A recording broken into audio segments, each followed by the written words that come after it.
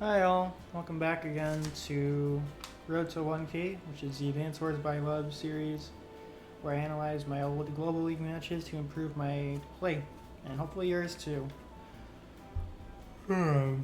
This week's match is a Tier 2 Global League Fog match on the map Stolen Seconds versus user Zynak. I'm gonna say this match is around level 900, maybe a little bit higher, 925-ish. So this was, I'd say this is a high-end beginner match. Let's put it that way. So, as you can see, it's a max v max match. So that'll be an important thing to do. I'm also going to be talking a little bit about Tier 2 Fog, but mainly about the max versus max matchup. Also a little bit in Fog, but yeah. So as a bit of a note for later, capture on the 28, probably never going to happen, but usually I think I've only seen capture only come into play when you're playing against Sonic. So, but here's our Fog of War tier list. Yeah. On it, Tier 2 is Eagle, Max, and Olaf. Although, depending on the map, you might see maybe a Drake or an Andy come into play, or a Rachel. The other ones, also Sonya, I think is sort of viable in Tier 2.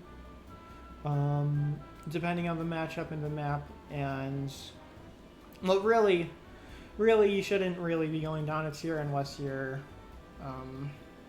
memeing on someone. So, but the difference in Tier 2 between Tier 2 and Tier 3 Fog with these COs, I don't think it's as drastic, depending on the map. So, like on some naval maps, Drake, I feel like could potentially beat Olaf. Although I think that's more so in high funds. And then Andy's good, and Sonya is good as well, and Rachel, I guess, a little bit. But mainly if you're gonna be playing Tier 2 seriously, and you don't have a reason to go for another one of these, you don't have a very specific meta reason to go down a tier, you're gonna want to pick either Eagle, Max, or Olaf, and generally the common pick is Olaf for larger maps, Max for smaller maps. And we'll just go over briefly why that is. So the reason why Max is good for smaller maps is because of this 20% day-to-day bonus on his attack for his direct units. And then his indirects are worse, but if it's a small enough map, you can just tank, spam, and push through, is the idea with Max.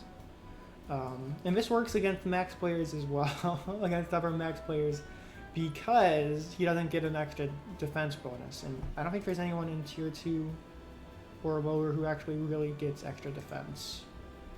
So extra defense isn't going to come into play, and with one Calm Tower, you're up to 30% attack on your direct units, which is where it starts to get a little bit ridiculous. So on smaller maps, this is really, really good. On larger maps, this is okay, but it's not as good as Olaf, because on larger maps, you're eventually going to be building up enough units that Olaf's Winter Fury is going to be doing a ton of damage every day, every time he pops it, and then through just sheer attrition, it's eventually going to wear you down. Olaf is also really good on maps with high terrain. So lots of mountains, lots of forests, lots of rivers, I guess, but also sort of plains aren't even that bad for Olaf, because if you're not playing Olaf versus Olaf, changing the lever to snow is going to be crazy. That's sort of why I mentioned Drake, because his Typhoon can sort of counteract that, because he can make it rain. And he's really the only one that you can sort of sometimes counterpick against Olaf, but because Drake has this air unit debuff, it's not necessary. I don't think it's good unless you have a really good naval unit movement unless you can seize on this movement bonus for his naval units. And the defense isn't bad either, but I think it's the movement that it's very, very, very map specific for Drake versus Olaf. And then Sonya, I've taken a match against an Olaf player as Sonya once. But again, with Sonya, the reason why I wouldn't really bring Sonya to tier 2 is because if it's a small map, she'll just get destroyed by Max. And if it's a large map, she'll just get overwhelmed by Olaf. But if it's I will say there's the caveat here that if it's a large map, I think her vision might be good enough to go against Max. If it's a small map, she might be able to overwhelm Olaf before the attrition starts ticking down. But again, generally speaking, unless you know that your opponent's gonna go against the grain and pick the wrong CO for the map, it's not going to be a good idea to do that. If an Eagle is interesting. Eagle's like super, super stally. The idea with Eagle is you want to hold on to as many of your units as you can until you can use Lightning Strike and just pop that and then basically win on that turn. Basically, what Eagle is hoping for is he's able to do enough damage with his Lightning Strike that he wins. And he doesn't have to wait for another one. I've used Lightning Drive as Eagle sometimes, and that can be good if you're going against Olaf to try and mess with the power meters a little bit so that you can take the Winter Fury, absorb it, and then build up enough units for your Lightning Strike to be good. So that's Eagle versus Olaf, that's okay. And then Eagle versus Max is a bit weird, but the defense on his air units might be useful depending on the map, if it's really air unit centric. Now for this map, we both picked Max. I think if you take a look at the data here, I think it favors Olaf because Olaf's pretty popular. As you can see 9 to 5, I think, on both of these. And 49, 45 with those two. But like in theory, I think Eagle's not too bad because you have some stuff that you can move his air units around. And then Max is pretty good in the center area around here.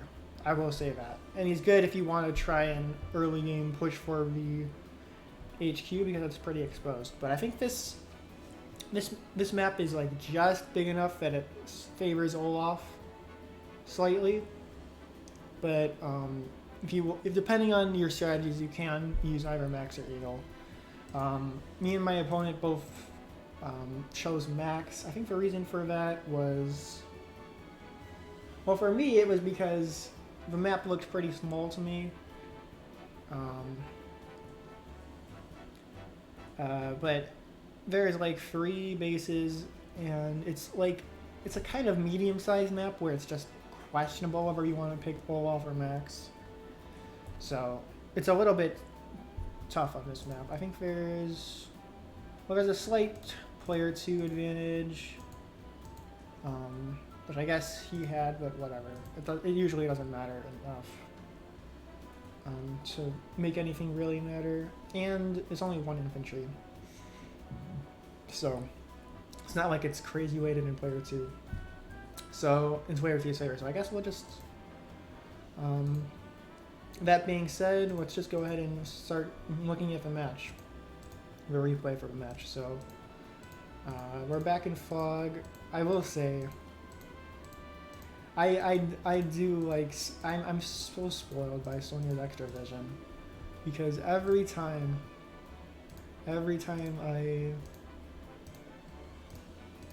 I start a match with someone else, it's just so lit. You can't see anything. It's so annoying. But whatever. So we're gonna move in with our infantry here, and the replay is gonna glitch out because it's being tis me. But as you can see, you got these mountains here. These mountains are actually pretty nice for vision. So recons, and because of how varied the map is, I don't think recons are like super. Well, you can sort of get away with not building recons in this map. I wouldn't recommend it because I like recons, but there are areas to build it. I go for an early recon because Max is all about first strikes, and if you can get that early recon thing going down, then that can matter sort of significantly. So he's going for the comm tower. But the other thing about this map is it's got an early comm tower. So as Max, that's going to start coming up to some crazy calcs, which I will go over at some point. Let's go here. So basically, since the comm towers aren't really contested, Max is boosted up to 30% firepower day to day, which is actually brutal. And as you will see later, it'll be a bit weird with the calcs.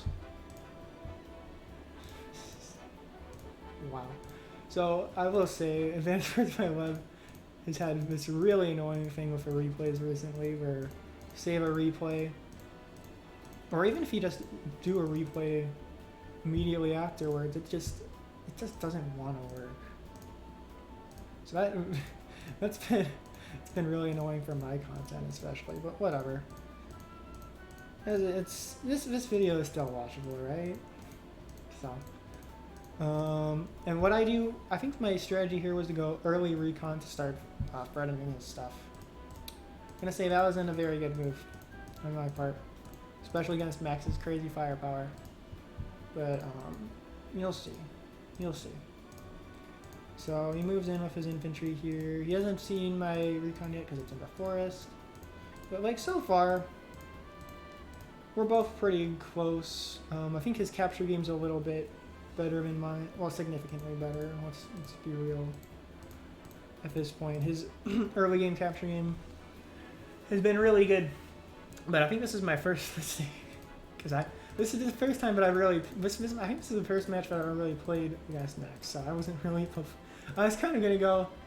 Well, look, if I put my recon into this city, what's he gonna do? Blast it away with this tank? First off, yes, that's exactly what he's gonna do. He's gonna move in like that and just take it out. Now, if you look at the calcs here, it's actually not super likely that this happens. That is definitely not correct. It's that. Okay. So, you can tell that he does at least 80 damage with his tank. And because he has the 30, this is part of where the 30% firepower starts to get crazy. Right, so he's got that plus this damage here. So theoretically, I think he has to get at least a 17%, depending on the luck rolls, but he gets it. If he wanted to, he could have moved in for the other infantry and finished it off, but he's able to move in on the city this turn, which is really annoying. This is part of why Max, especially with guaranteed comm towers like this, is very, very interesting to fight against, to try and fight against, because it just comes down to the first strike. That's all it is. So that's why recons are important in fog against Max, because the extra vision allows you to see Max, and then hopefully allows you to get the first strikes. But he can do a bunch of crazy damage. He can just yeet his units at you, and it works a lot of the time. So he gets the cap there, he does that damage there. I can't really do anything to respond there. As you can see, he's doing a bunch of crazy stuff with his capture game. I'm a little bit behind. Well, I say a little bit. I'm pretty far behind. So I think the opening here on my side wasn't the best, I will say. because it was the first time I played this map, and I don't think I properly prepped for it either. So there's that. Other thing here, I have this battlecopter and the mech. These two units are a pretty nice pairing, but like against Max, they're not amazing because Max's mechs don't get the extra firepower. So here, this looks pretty good, right? It's a nice little consolidated thing. There's no way that I'm gonna be able to. He's gonna be able to break through that to get to my tank, is he? There's no way. There's no possible way that he'll be able to break through and hit my tank. It's got a nice built-up infantry wall going, right? Right? No, wrong. He just takes out the infantry in one shot on the road with the tank, which is honestly kind of crazy. But it's possible with 30% firepower. So that's part of why Max is crazy. So you can wall break infantry on roads with tanks, with just a single tank, and if he gets lucky. And if he doesn't get lucky, he can always generally just fill all up with another unit. So it doesn't matter too much if he doesn't get the tank. But he's able to move in like that, interrupt with the infantry of all things, which he shouldn't have done. He should have moved in with the recon first. But he's able to take the city and kick us first strike here. She's like, oh, and he's on his own city too. It's his own city, so he's gonna get healing next turn, which is really annoying. Gotta say, I wasn't ready for the 30% firepower from Max, but it's not gonna end here, man. This match was a lesson and a half in how just insane Max's firepower bonus is. It's just so stupid sometimes, but it's also really good. It's also really good. Part of why he's really, really good. That was a bad move. At this point, I'm just in full panic mode. I'm like, oh no, he's broken through this. I'm just throwing out in units like crazy to no avail. Next turn, I'm going to lose another tank from this side. It's like, oh no. I'm panicking. I'm in full panic mode at this point. So I'm able to make a little breakthrough here. I've got my power ready. I think I'm starting to pour resources into this city. So that's fun. He doesn't opt for the power, I don't think, but he's able to basically knock out that, which is annoying. Takes out my mech. I'm able to secure this city, which is good for me. So theoretically, I should be able to basically have on par income with him.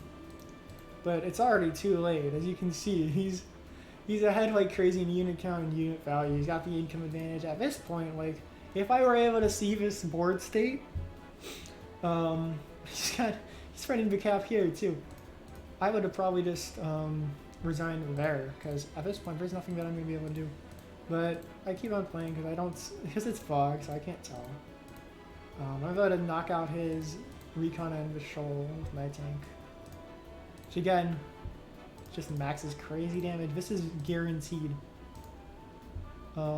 Even with this, I think even with just a regular Max, this is always guaranteed. So it's another rule of thumb: don't leave your recon on road against Max. It's not a good idea. And then anti-air Max anti-air are kind of crazy. Because I think with 30%, they can actually do pretty well against infantry in cities. Yeah. Without power, it's a roll, but with power, it's guaranteed to kill. I think that even works on HQ. No, not quite. You need super to do that bit. Like, freaking Max's firepower is just crazy, dude. It's crazy. I moved back with my transport to reinforce with another mech, which you should like never build Max's Max. It's just never worth it. It's just too many resources but you're pouring into this where you can just get another tank, and the tank would be so much better as Max because it's Max. I'd say normally if you're playing like Ed or even Jake or someone like that, even Jess, even Jess with her reduced firepower on infantry and mechs, I feel like it's better to do this mech transport strategy with, and I like the mech's transport strategy a lot. It works really well with my girl Sonia as well, but yeah, as you can see, so far, just from the numbers in, not doing too hot. Although, it's not crazy enough that I'm dropping below him in value before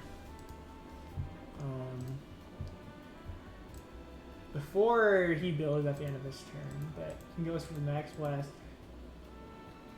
That I don't really necessarily agree with, actually.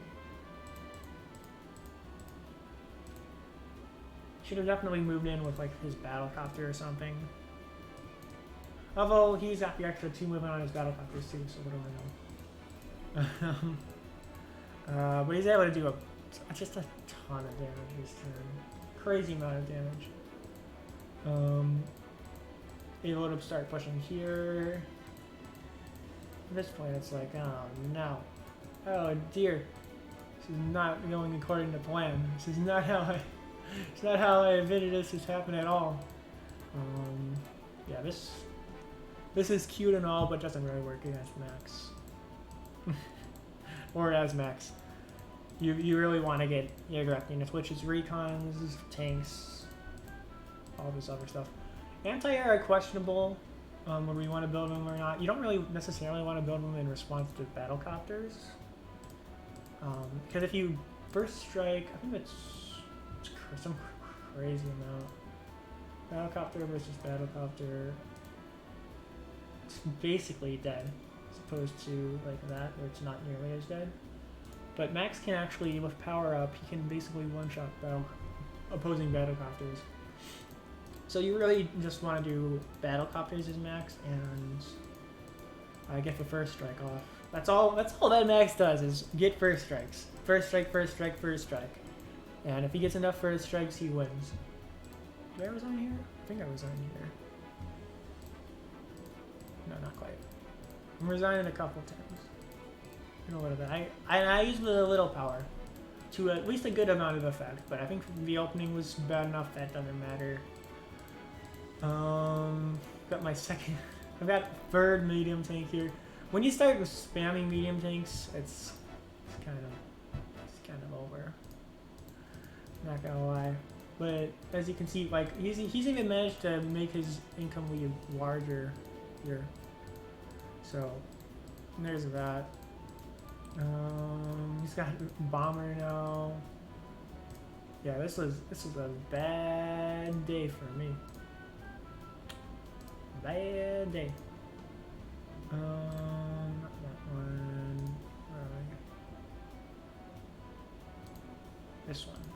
So I'm still trying desperately to grab onto something, anything to help me bridge that income gap and maybe start taking some stuff out. And then look at this crazy amount of damage. Look at this. Look at this. This is just Max things. Medium tank versus Neo tank.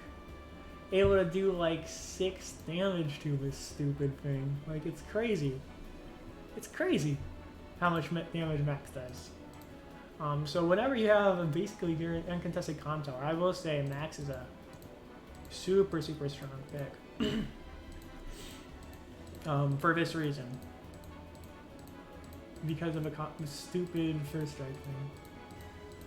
As you can see, he just nearly knocks me out there. Honestly, I don't know if he should have saved up for a max blast like that. Because if he had just popped his power, he would have been able to take my medium tank out. And I'm not sure how much the super really helps him here, but hey, he's ahead. He's able to do whatever he wants at this point. I don't think I popped my power here. No. I just run in and start cleaning up some of those units. But as you can see from the unit count, it's like I can't do too much here. So,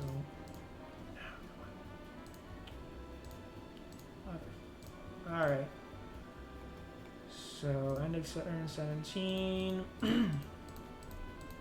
moving in here knocks out my medium tank with the bomb, which I don't think that Max's firepower actually really matters too much for that encounter, that type of engagement, but whatever.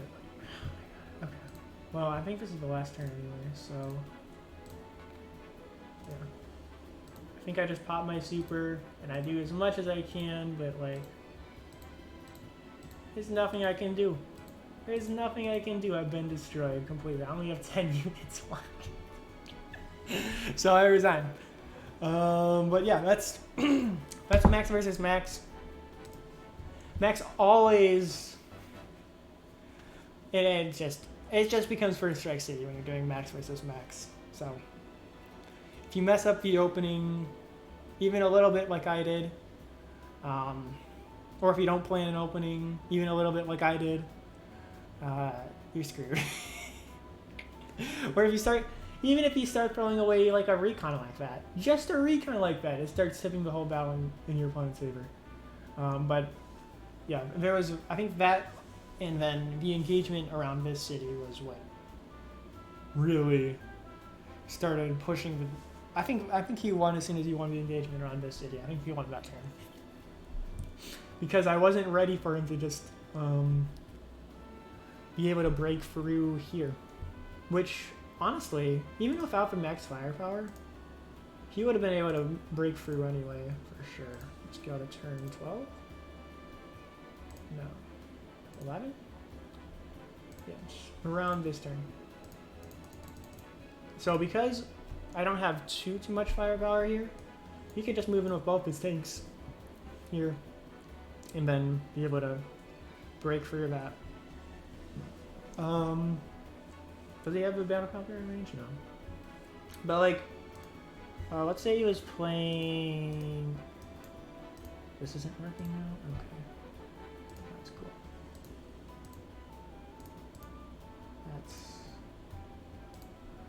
That's amazing. Okay. There we go. Let's say he was playing Yandy, right? Recon, 10 health recon into, I want the recon here, duh. Into this infantry on the city does 50 to 60. Plus I think an infantry should kill. Yeah, that should kill. So this was a bad move anyways. It's not Max who really made it matter, but it kind of did matter because he was able to move his tank somewhere else because he was able to get the nice one shot with the tank here. So that's where the 30% firepower starts to matter, is you're actually able to wall break infantry on roads with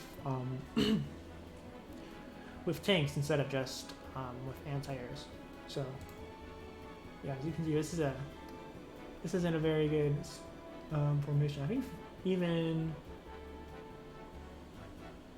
this area is a little bit vulnerable.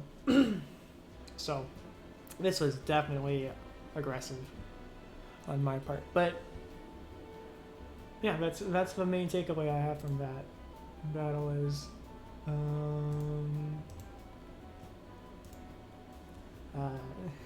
first strike really matters as Max. So spam recon, spam tanks.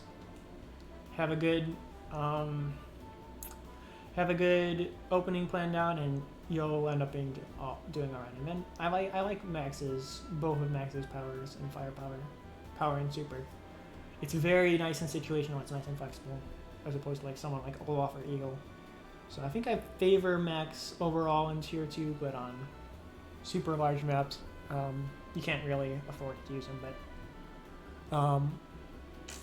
yeah, I think that's about all for this week. This week's episode. Next week, I will be bullying a Lash player as Max on a tier 2. So this one will show why you do not want to really try to play up a tier, especially against Max or Olaf. And especially if a character like Lash, like, look, I can understand going like Sonya or Andy or Drake, maybe even if you have a reason to push up against tier 2, but Lash is like bottom of tier 3, so it's like, no, why would you do this? But anyways, that'll be next week. So that'll be mainly, this will be like a very introductory level match. So this will mainly just be showing off why you should. This will be a very good example of why you should generally pick a CO in the tier that you're playing. But yeah, that's next week. Tune in next week if you want to take a look at that. We've got other matches coming up if you aren't super interested in a match like that. I got other stuff on my channel, so take a look at that if you want. That's about everything I've got for this week, so I'm out. Peace.